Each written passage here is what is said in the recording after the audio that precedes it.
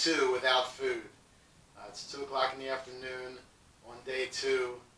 So in about 5 hours, it'll be 48 hours without food. Doing this case study to show you, for people who are interested in learning more about fasting and about Qigong, just to show you what the experience is like. And at the same time, I'm doing a challenge to make a new website, make a new blog, release a new book in this process.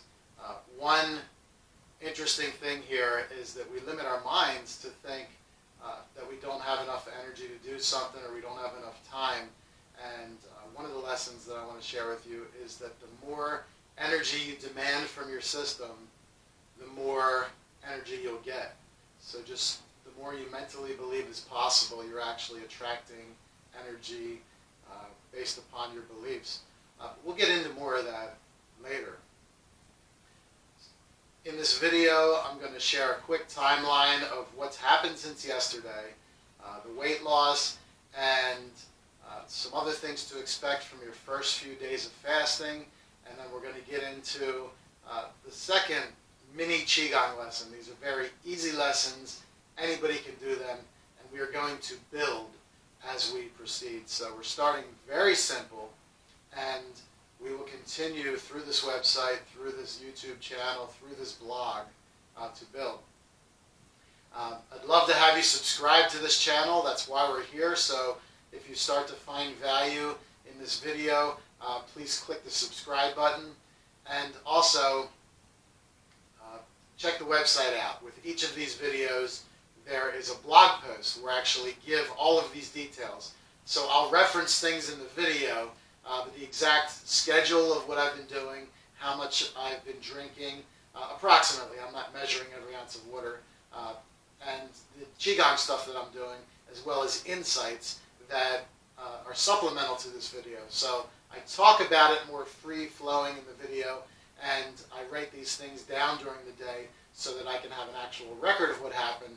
That's available on the blog, and the link is below this video. So what happened since yesterday? Well, I got done the video. I'm doing these videos about 2 o'clock in the afternoon, 1 or 2 o'clock in the afternoon. It's just a good time for me. My schedule varies throughout the week, so that's the closest thing to a regular time that I can do these videos. So I'm doing them in the mid-afternoon. Yesterday I completed the video. I spent all morning setting up video equipment and learning that process. So when I finished the video, I uploaded it to my server, and about an hour later I did the Qigong for weight loss practices. I did all of the practices in the book. Well, I spent about 45 minutes doing those practices, and I actually did forget to do one of them. I forgot to do the fat burning meditation. Now I had done a 90-minute Qigong routine when I woke up, so that kind of covers you. If you're doing extra Qigong or extra than what's recommended in the book, you're kind of covered. 20 to 30 minutes of these practices is enough. It's a good idea to try to do each of the practices in the book once a day. So I started off with the Bigu breathing technique. In this video series, I'm going to spend more time explaining each of those techniques in some of these videos. We're building up a little more slowly here. Everything's outlined in the book. You can go get that and have access to that immediately. That link is also below this video. So I did the Bigu breathing technique. Now I like to do that for a whole 15 minutes.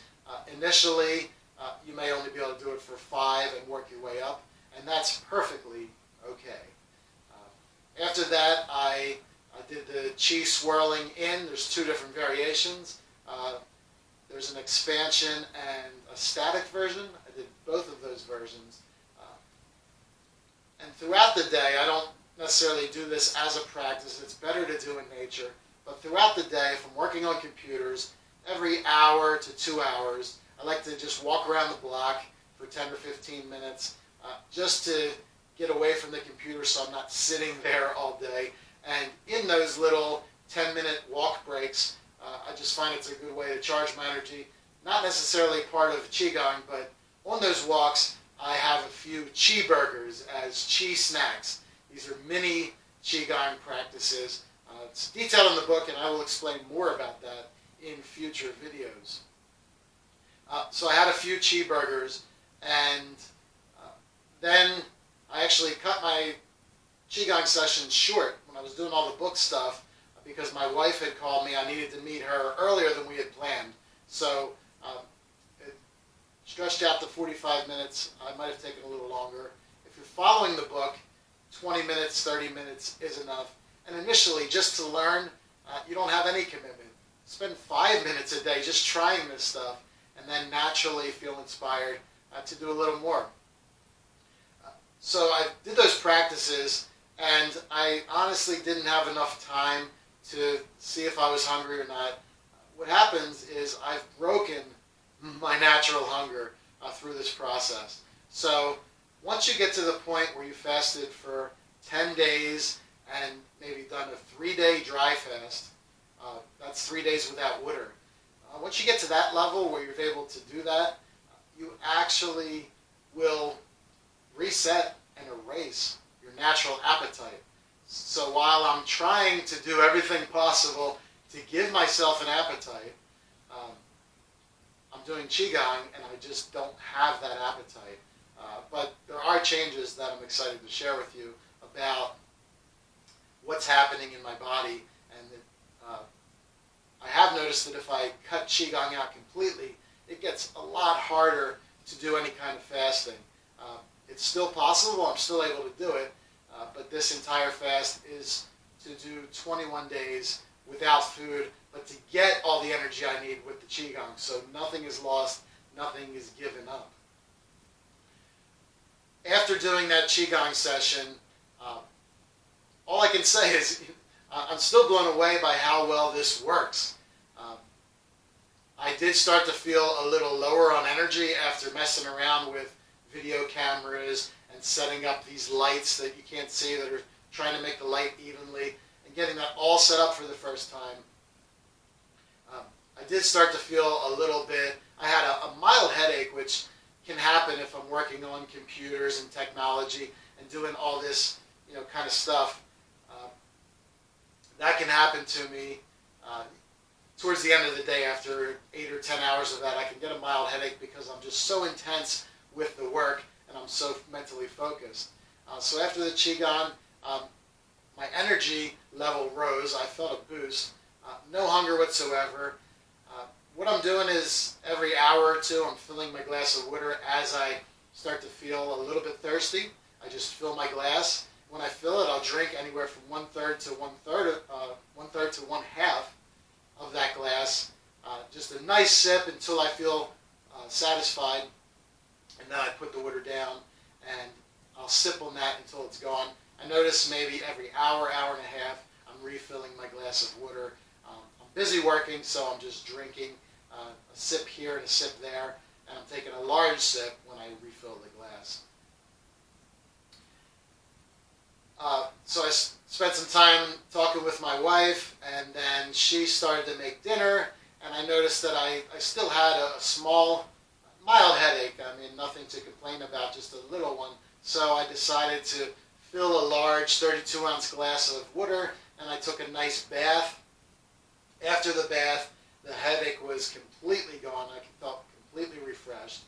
And then my wife and I, around 7 p.m., she's learning Qigong, so we had a little class, a personal class, where we went through a Qigong practice routine for a half hour, and then we kind of did our personal thing for the rest of the night. We spent some time together until 10 p.m. when I went to sleep. So that was day one, and so I did my initial weigh-in the morning, and then I woke up at 4:30 a.m., so went to bed at 10, maybe fell asleep around 10:30, doing a little meditation, planning the day, having some gratitude for this process. So I slept this time for about 6 hours. Now that was day one of a fast. Typically my sleep will shift to maybe 2.5 to 4 hours once I'm several days into the fast. But prior to the fast, I had been eating for 2 weeks more than my normal OMAD. OMAD stands for 1 meal a day.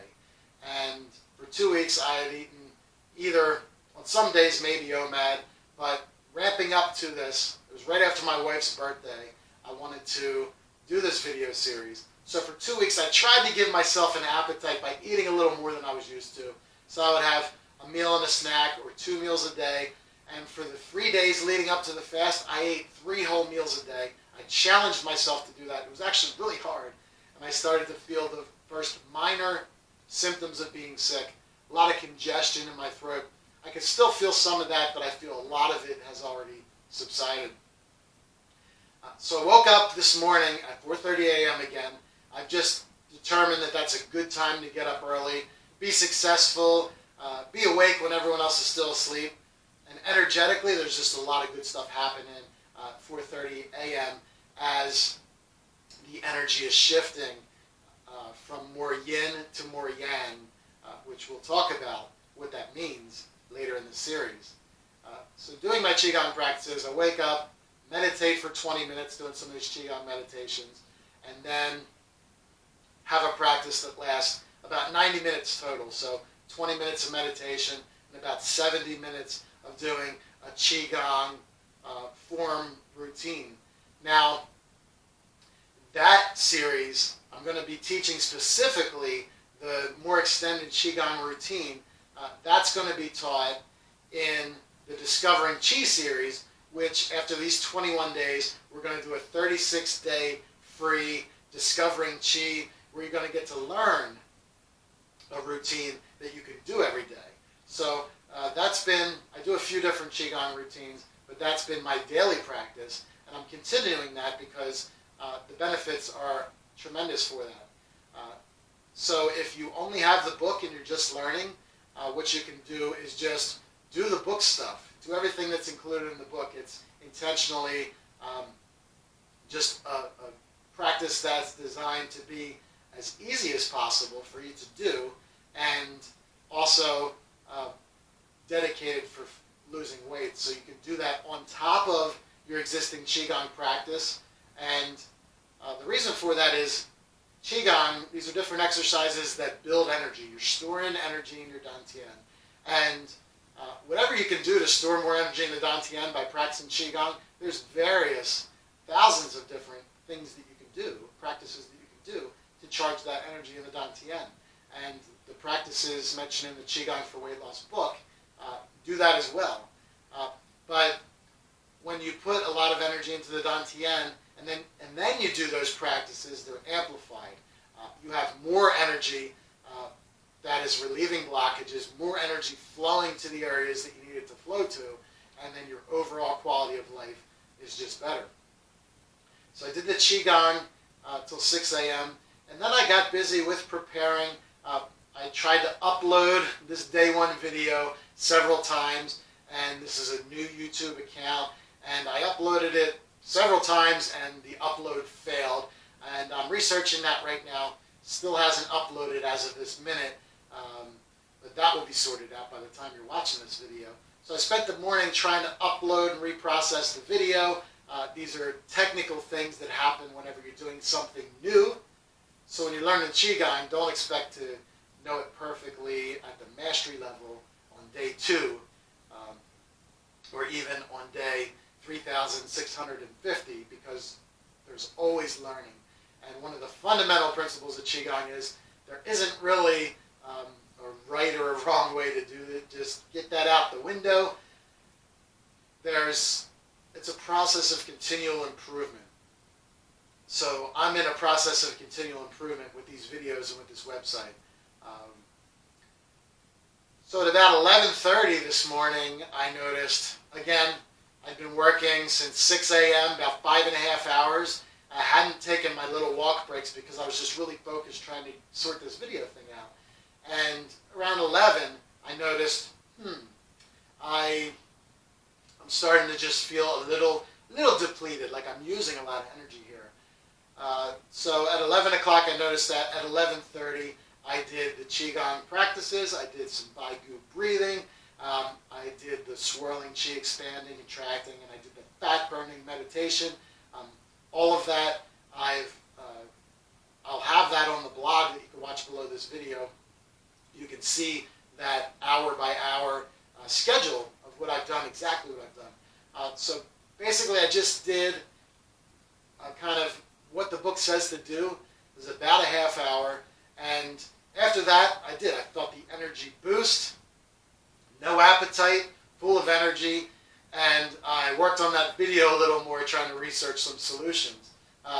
Till 2 o'clock in the afternoon, where now I'm here recording this video. We're almost 48 hours without food, and I keep saying I would love to tell you, I'm just telling you what's actually happening. I kind of wanted to maybe have some hunger so I could describe that to you. It's just not happening because I'm doing, I think yesterday, if you look at the blog, the total was about 2 hours and 45 minutes of Qigong. Now that is not a beginner level of Qigong. I'm not telling anyone to do that much Qigong, but let's face it, I'm here fasting for 21 days, and I'm doing all this work to teach Qigong, so I should be doing my fair share, right? And it's just, for the past year and a half, this is what I've done. I've wanted to do that much Qigong. I've done anywhere from 2 to 5 hours a day of Qigong practice, not because I have to, just because it feels good to do. So that's what I'm doing and why I'm sharing this information here. Now, I'm going to use this opportunity, since you're learning about fasting, and what happened in my first, as I started to play with fasting for the first time, and in a lot of the research that I've done, I've read many stories and watched YouTube videos explaining this process. So what happens is, when you first start to fast, in days, we'll just call it, like, there's phase 1, it's like days 1, 2, and 3. The first 3 days are kind of its own segment, and then things shift and you start to feel differently after day 3. Is a different period. So since we're in day 2, in the middle of this typical period, I just want to explain that it's roughly a 3-day period. Now, it could be different for everyone, and I find that even on day 2, midday, I'm sort of at the end of this 3-day period. Sometimes the 3-day period lasts 1 day, sometimes it'll last for 3 days. So don't get fixed on the idea that, okay, for 72 hours it's going to be like this and it's a clean cut, at 72 hours it'll change. It's a transition. Typically it's around 3 days. As you start to practice fasting, and for me, it's shortened. So the 3-day fast sometimes is just a 1 day, or sometimes I don't experience it at all. I jump pretty quickly into that second phase. So what happens with the 3 days is your body, its natural first strategy, it's just an instinctive strategy. It's, okay, you're not eating food. So in nature, let's say we have to go out and find food, or we have to go find animals as hunters and get something to eat. In nature, in our natural evolution, it required a lot of work to do that. So our body's first strategy, just a natural instinct, is saying, well, wait a minute, there's no food coming into my body. Okay, just from the primitive, instinctive, reptilian brain, our natural, basic animal instinct is, I need to eat. That's my survival. If I get enough food, I'm going to store it as fat. Okay, so that when I can't find food, at least I have the fat that I can burn. But I don't have any food coming in, so the body at first, for 1 to 3 days, it tries to make you miserable. It tries to warn you, like, wait, this is bad, there's no food.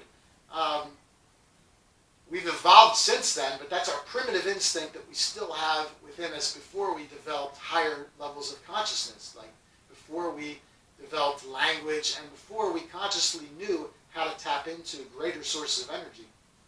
Animals also have that ability to tap into chi as well when they need to. But in a more primitive level, eating food is just, in the physical world, we're physical bodies, it's taking that physical energy and putting it into the body. So the first strategy is, okay, I'm going to give you a little headache. I'm going to irritate you. I'm going to warn you that you're not eating food. So the body gives you maybe a little bit of a headache. You may get a little tired. You may have some stomach pains, cravings. A lot of that also is the food that you've eaten. We get into these vicious cycles. If there's too many carbs, too much sugar, and it's all balanced in proportion and not in exact science. You just start to learn to feel your body and understand that for yourself. But when you have too much sugar or too much of anything, the body, as that's being digested, the body tries to balance. So you eat too much sugar, then you're going to crave maybe more protein or more fat. And then if you eat a little too much of that, your body tries to balance it by saying, I need more sugar. And that's what a lot of us are doing every day, all day. We just keep trying to balance the equation, but we keep eating more and more and more and getting it wrong and lowering our energy and building our fat. So for anywhere from one meal to a day to 3 whole days, the body tries to warn us, tries to mess with us, tries to irritate us, tries to say, well, look, you got to eat something. So it just sends emotional signals to you of hungry, tired, headache, a little bit of fear, emotionally like you're missing out on the meal. You like to have that emotional just, oh, wow, it feels good to eat. And then boredom. You're not used to doing other things at those times that you're used to eating. So the boredom actually gets you to crave food as well.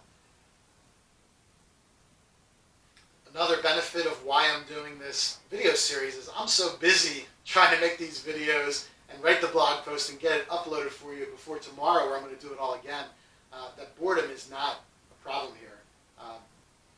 You need to replace eating with something else. Not because you need to eat, but because you do need to have something to occupy your mind, or your mind is going to drift into its natural habit, which is eating at certain times. So Qigong, the practice of Qigong, is a great way to have a new habit. And you can actually do that at your normal meal times. Replace a cheeseburger with a cheeseburger. Replace a lunchtime with some Bigu breathing, which will actually control your appetite and bring your energy to a higher level. It'll prevent your face from looking like you're fasting. It'll bring blood to your face, and it's a really good thing to do for fasting.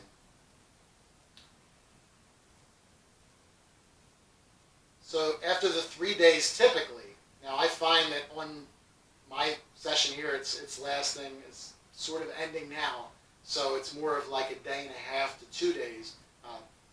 When I first started fasting, it was more between days 3 and 4. At the end of 3 days, like at 72 to maybe 80 hours, I started to have this experience.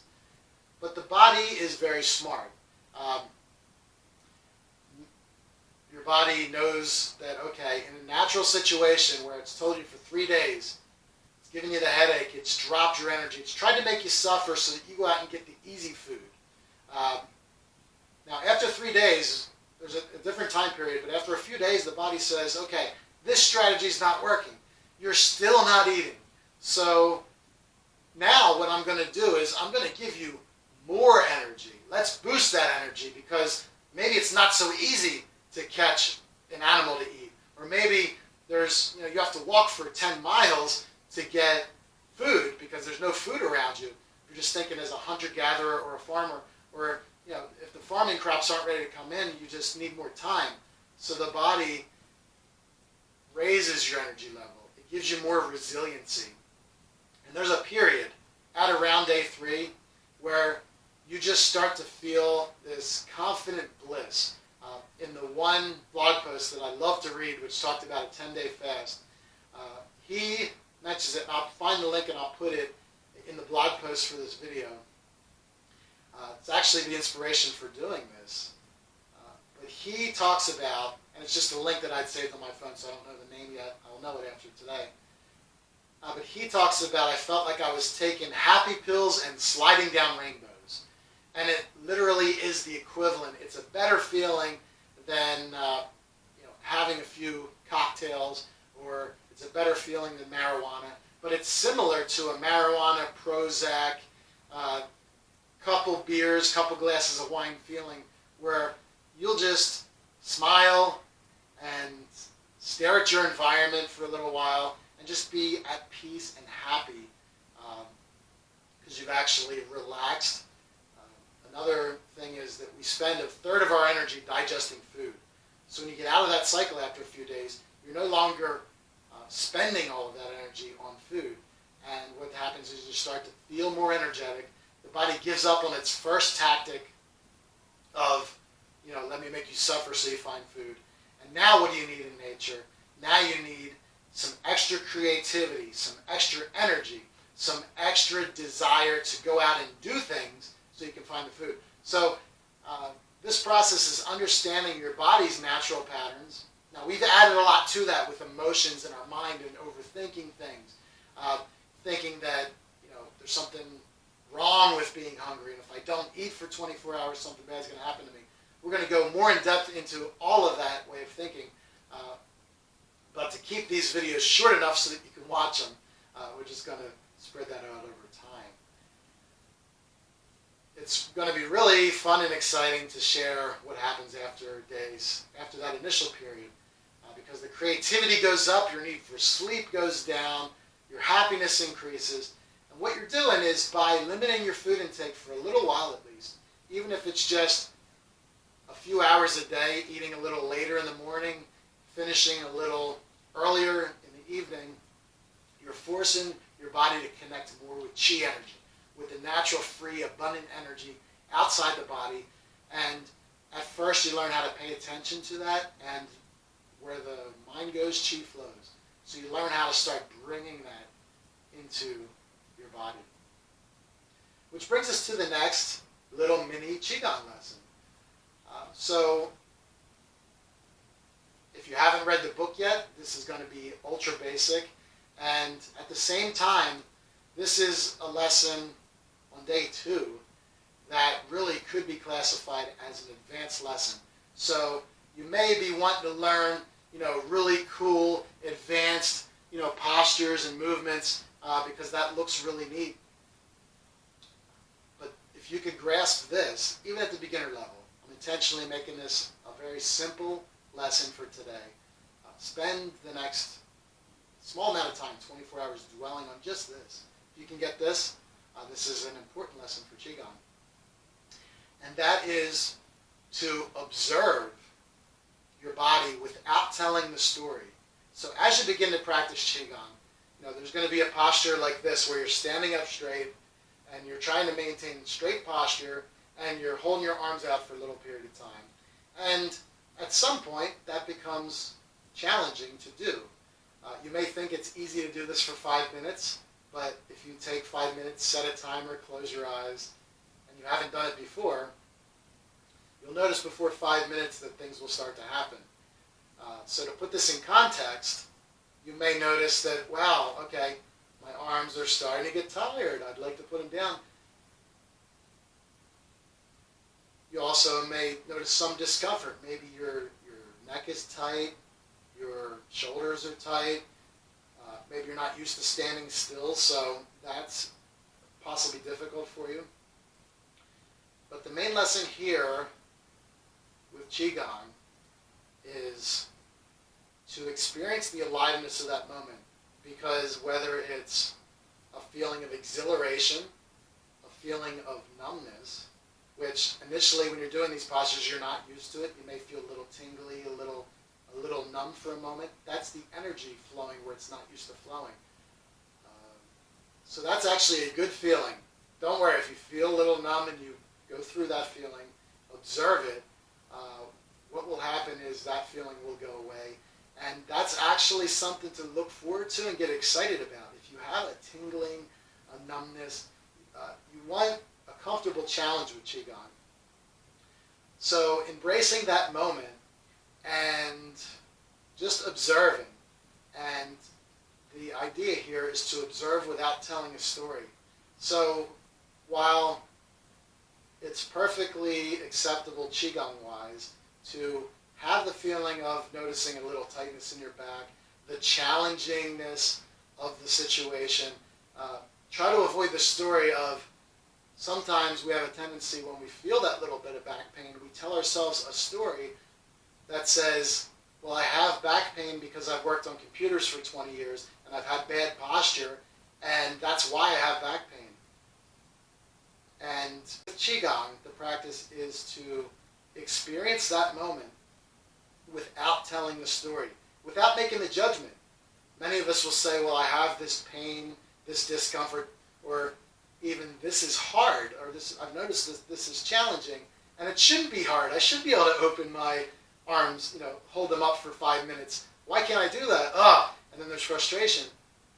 A lot of that is because of the story you're telling. So experiencing the moment and learning to experience challenge and difficulty without telling the story, without making judgments or justifications for why that is, just feeling that and embracing all feelings, even the discomfort. Because out of fear, a lot of us are tempted to have a negative emotion, have a little bit of pain, and run from that and try to not experience that because it's unpleasant. When you have pain, when you have these negative emotions, it's your body. There's something inside of you that's trying to get a message to you. If you ignore the message, the body will intensify that pain over time. And if you, without judgment, without telling a story, see, people are afraid to feel these feelings because they're afraid they're going to get worse. It's the story of saying, well, I have back pain because I was in a car accident 20 years ago, or because I work on computers, or because I have a habit of bad posture. It's telling the story that continues the pain and the blockage in the body. And you see, anything that we would label as uncomfortable or unpleasant is just blocked energy. It's where the mind has become disconnected from the body. And the Qigong practice is to reconnect the two. So the easiest way to do that, an effective way to do that, is a practice of, as things become difficult, as they become challenging, you just embrace it without telling the story. Just observe what's happening. And the negative emotions, the negative feelings, the challenging, at first maybe a little pain, these are all blockages releasing. So step one, realizing that these things are there, is the first step towards releasing that block. And then I like to think about it as getting to the center of that feeling. So if you have a little pain, go into it deeply and try to feel it as intensely as you can. Embrace that feeling. Your body is telling you that there's pain there, and it's just an invitation for your mind to reconnect with that area and to heal that. And when you go into the center of that pain feeling, then Qi goes where your mind goes. So Qi flows to that area, and Qi is restored, and you're actually flowing energy to the area where it needs it, and you're reconnecting and re-establishing the relationship where the mind is now conscious of that area, and it's able to help that area. So we block it with stories, we block it with judgments, and just allowing the feeling to be. And that also goes with good feelings as well. Obviously, we enjoy those good feelings. When you're feeling good, Qi is flowing. When you're feeling that you, in a way that you don't want to feel that way, that's where Qi is blocked. And a simple way to unblock energy is to flow more energy through it. Just like if you have a drain clogged, you flow a lot of water through it, or you take a plunger and you increase the pressure to that blockage. And when you put a higher pressure of water, or sometimes you use a physical mechanical snake to unblock it, what you're doing is you're putting pressure, you're putting energy through the system that removes the blockage so that more can flow. These practices will generate more energy flowing to those blockages, and then by concentrating and just being with those feelings, you're unblocking them. And so many people, our tendency is, I don't want to have that feeling. I'm afraid if I feel it, it's going to get worse. And when you bring it to the light, the darkness actually goes away. It's a false belief that we're going to feel it more intensely if we deal with it. It actually works the opposite way, and Qigong will help you to realize that. So, actually, just did a little bit of a, just holding your arms like that for a while. There's one practice that I do where I do that for anywhere from 45 minutes to an hour. My posture changes a little bit. But that's another Qigong practice that you can have as a bonus. But today, the second one that I wanted to share with you. Yesterday, we found the Dantian, and we lined up the center of our palms. So male, you put your left hand down first, female right hand on top for the male. Female, you switch them, right hand first, left hand on top. So, and then just by making sure that the center of your palms are lined up with that space, about 2 inches below your belly button, 2 inches inside your body, lining those up, and just focusing on that alignment, and focusing on the inside Dantian. So that is a way to start to feel Qi and to start building energy. That alone, do that for 5 minutes, you're charging yourself with Qi. Now, if you've been operating at an intense energy deficit, then it may take a little time to start charging this to where you're going to feel it, because if you have an empty battery and you just charge it to 10%, you may not notice that, but you are charging the battery. And also, Qi flows where the mind goes. So as you get more practice with this, more Qi will flow, and it builds. So the next thing that we can do is I wanted to cover the standing posture. There's a few important postures in Qigong that you're going to be in. So I've been doing most of this video in a relatively good standing posture. And what you do is you straighten your legs. You can put your feet together, or they can be shoulder width apart. As you practice and it becomes more comfortable, you're going to want to put your feet together. Totally okay to start with shoulder width apart. So feet together, legs straight, but don't lock your knees in place. Let the knees be naturally straight, but don't lock them into place.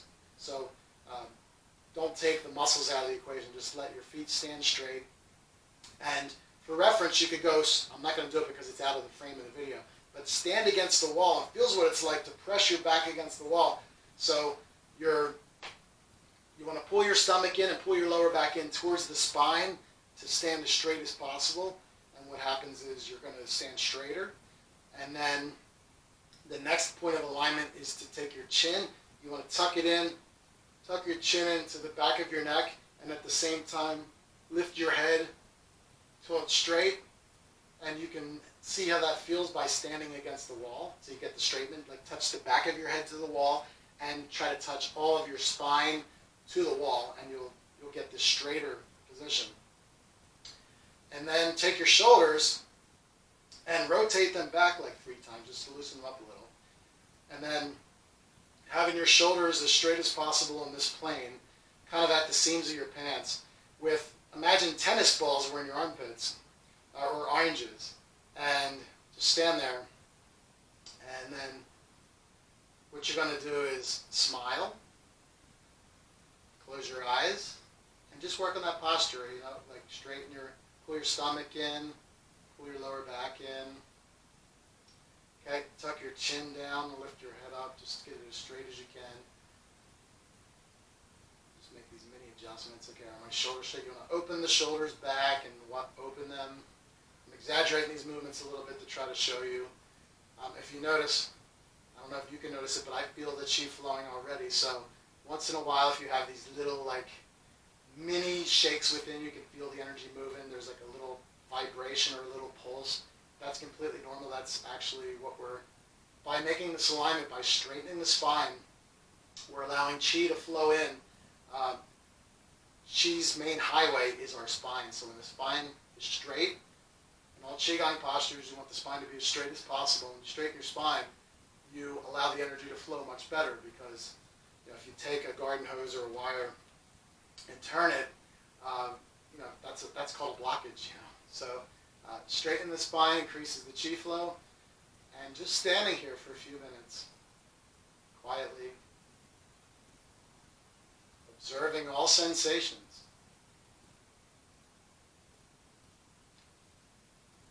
And if you notice any discomfort, you can mentally go to that area and be there without judgment, without a story, simply observing the aliveness of the challenging situation, understanding that there's no such thing as good energy or bad energy, only flowing or blocked energy. And by feeling that feeling and being with that, you're sending Qi, healing Qi, to that blocked area, restoring the flow. And just embracing the moment. Noticing all energy is good. Smiling for no reason, without any need, just smiling. And directing that smile inwardly. Smile inward to the center of your brain. And smile to your heart, to the center of your chest. And smile to your dantian. Feel the smile inside your body. And you can smile to any area experiencing discomfort, challenge, blockage. Feel the smile in the center of that feeling, in the center of that area, embracing.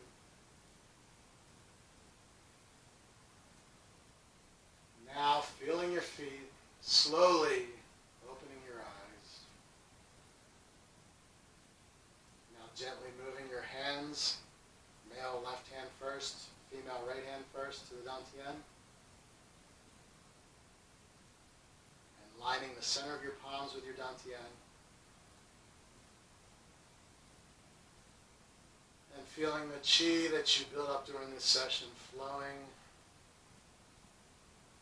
from the top of your spine down to the dantian, from the bottom of your feet up to the dantian, and through your palms in that three-point alignment to the dantian.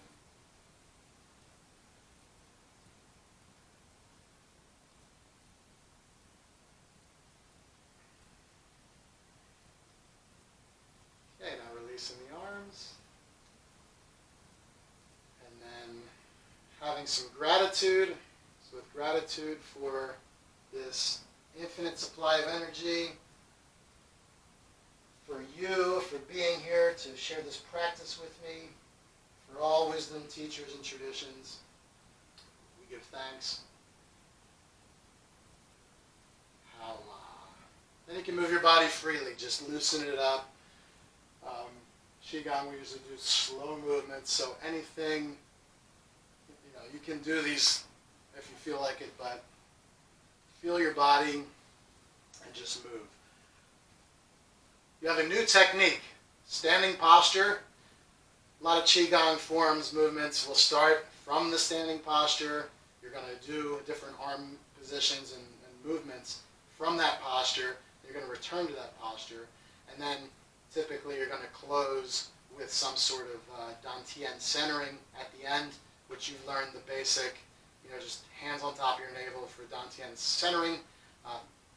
The theory behind that is in the practice you're building up a tremendous amount of energy, you're building up your qi, and then at the end you're bringing your body and your mind, by the way that it's organized, is to bring that energy back to the dantian, because it's the center of the energy body, and if you it can store energy, so you put the energy back there, store it there, and then your body intelligently knows how to distribute that and circulate it through the body when it's needed, and to heal those blockages. The more energy you put into your dantian, the more energy you're going to have flowing in your system, and then as you work on these practices, we're going to relieve those blockages.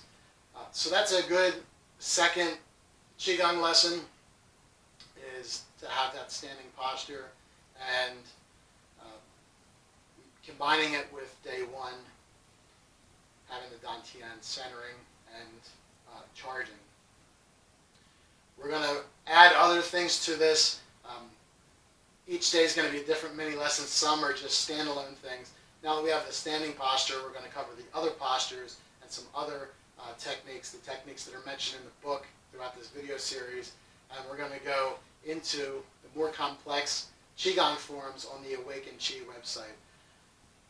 But most importantly, I'm doing this to help you, to have comments. So if you leave a comment to this video on the blog post, I would really appreciate it. I'm spending anywhere from 5 to 12 hours a day making these videos, uploading them, writing a blog post that goes with it, sharing it on social media, because I want to help you. And At the same time, if you have questions, things don't make sense, I read all these comments. I will do that for as long as I humanly can. If I get 1,000 comments in a day, then I may not, at some point, may not be able to read them all. But if you have a question, need some help with something, feel that Qigong could help you, get a hold of me through social media. I will do whatever I can to help you. I will read each comment. I will do my best to answer all comments. And more importantly, when you share that feedback, maybe it's just appreciation, like, hey, I found this useful, thank you. I'd love to hear that because, I'm here doing it, and I do want the interaction. I want you to share your experience, and if I start getting a lot of questions, then I can answer that by making videos that answer your questions. So leave a comment, and I'll see you tomorrow for day 3 of Life Without Food for 21 days. Breatharian, Qigong for weight loss. Don't forget to leave a comment. Thank you for watching.